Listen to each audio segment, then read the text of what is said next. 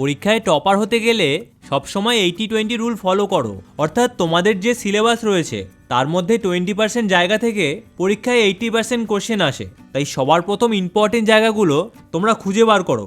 এবার প্রশ্ন হলো কোনগুলো ইম্পর্টেন্ট তা আমরা জানবো কি করে?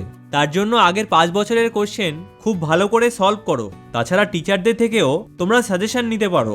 এবার যেই সময়টায় পড়াশোনা করবে তখন একই সাবজেক্ট নিয়ে সারাদিন বসে থাকবে না, কারণ বেশিক্ষণ ধরে একই সাবজেক্ট পড়লে তোমাদের বোর লাগতে শুরু করবে। ফলে বই নিয়ে বসে থাকলেও পড়া কিছুই মুখস্থ হবে না। তাই প্রতিটা সাবজেক্টের জন্য 1 থেকে 1.5 ঘন্টা সময় রাখো এবং তারপরে তোমরা অন্য সাবজেক্ট পড়তে শুরু করো। তবে সারাদিনে যতটুকুই পড়বে তা দিনের শেষে একবার রিভিশন করে নেবে, কারণ রিভিশন করলে পড়া ভালো করে মনে থাকবে। তাই সারাদিনে 1 ঘন্টা তোমরা রিভিশন করার জন্য রাখবে।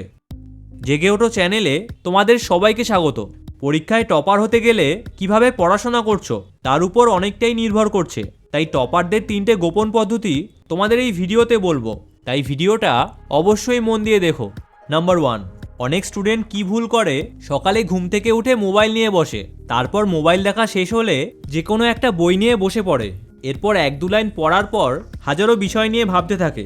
তারা জানেই না যে কোনটার পর কি পড়তে হবে, ফলে কোনো পড়াই ঠিক করে কমপ্লিট করতে পারে না।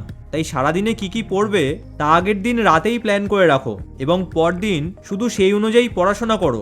তবে আগের দিন প্ল্যান করলেও সেই প্ল্যান যেন অবাস্তব না হয়, অর্থাৎ যতটা পারবে ঠিক সেই অনুযায়ী প্ল্যানিং করো, তাহলে সেটা পূরণ করতেও সুবিধা হবে। এবার যেই পয়েন্টটা রয়েছে সেটা সবথেকে ইম্পর্টেন্ট, তাই অবশ্যই মন দিয়ে দেখো। নাম্বার 2, অনেক স্টুডেন্টকে এটা বলতে শুনবে যে তারা পড়াশোনাই করছে না। এবার তাদের কথা শুনে তোমরাও ফাঁকি দেওয়া শুরু করো না, কারণ তারা মুখে যাই বলুক পড়াশোনা অবশ্যই করছে। তাই ভালো রেজাল্ট করতে হলে নিজের পড়াশোনার দিকে মনোযোগ দাও এবং অন্য সবার থেকে অনেক বেশি পরিশ্রম করো, কারণ এছাড়া আর কোনো উপায় নেই। পড়া মুখস্থ করতে হলে তোমাকেই পরিশ্রম করতে হবে, তোমাকেই বারবার প্র্যাকটিস করতে হবে। আর এই জিনিসগুলো তখনই করতে পারবে যখন তোমার লক্ষ্য অনেক বড় থাকবে, কারণ লক্ষ্য বড় থাকলে কোনো সমস্যাই তোমাকে আটকাতে পারবে না। নাম্বার 3, অনেকেই পড়তে বসে ঘুমিয়ে পড়ে, তাই পড়া কিছুই মুখস্থ হয় না। দেখো, পড়তে বসলে ঘুম আসবেই, তাই ভুলেও শুয়ে শুয়ে পড়ো না। তার পরিবর্তে সোজা হয়ে বসে তোমরা জোরে জোরে পড়ো এবং তার সাথে ঘরের মধ্যে পায়চারি করো।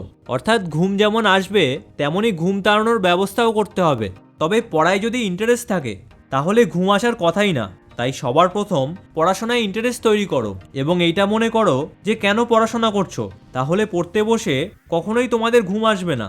এবার টপার হতে গেলে কি রুটিন ফলো করছো তার উপর অনেকটাই নির্ভর করছে।